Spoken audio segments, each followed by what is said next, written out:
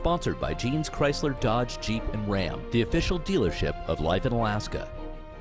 Welcome back, Interior Alaska. Daryl Lewis in the house, holding it down hard for Joe Cook, who's now in Alaska's largest city, taking in the sights and sounds of March Madness Alaska style, which is where we begin. 1A and 2A squads having wrapped up their end of the festivities. Now comes the larger schools, 3A and 4A teams, and the Interior very well represented. Some of them already punching in early, playing their first games, and overall, a productive day indeed for most Interior teams, except for the Lathrop boys and West Valley girls who drop heartbreakers. As I mentioned, Joe is down in Anchorage's Sullivan Arena with more.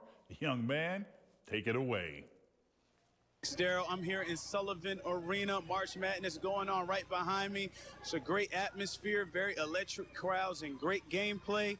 Here is the day one recap from the ASAA state tournament.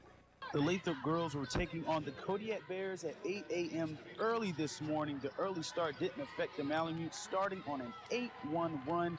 Risha Talley set the tone with 11 first half points. She finished with 15. Ruthie Hebert had 23 rebounds and 9 points. Yeah, that's right, 23.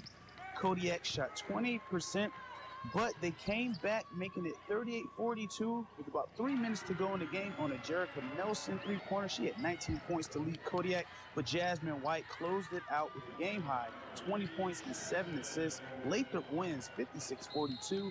They will face the winner of the West Valley Diamond game.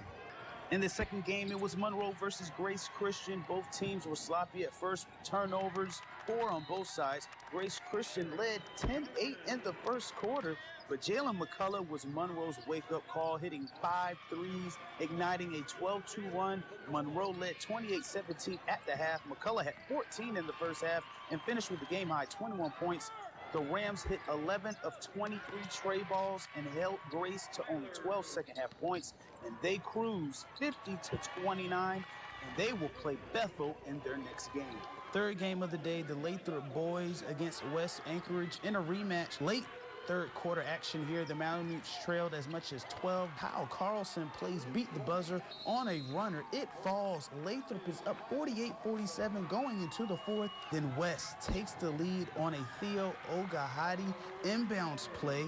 He had a game high 16 points and 8 rebounds. There's only 8 seconds left in the game. At this juncture, Teron Washington is at the line with a chance to force overtime, but he misses the free throw. West gets the rebound, and they will prevail 57-55. Gabriel Cunningham had 15 to lead Lathrop. The Malamutes will face Service or Diamond in their next game.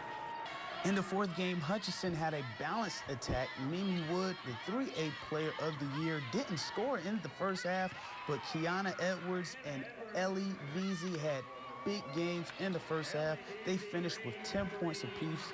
9 of those points came in the first half. The Hawks led 28-14 at halftime, but Houston cut it to 4 late in the game. Just a minute to go. Nene Hale had a game-high 12 points, but Hutch made their free throws, and they go on to win 44-34. They play Barrow tomorrow, a matchup of 2 1 seeds.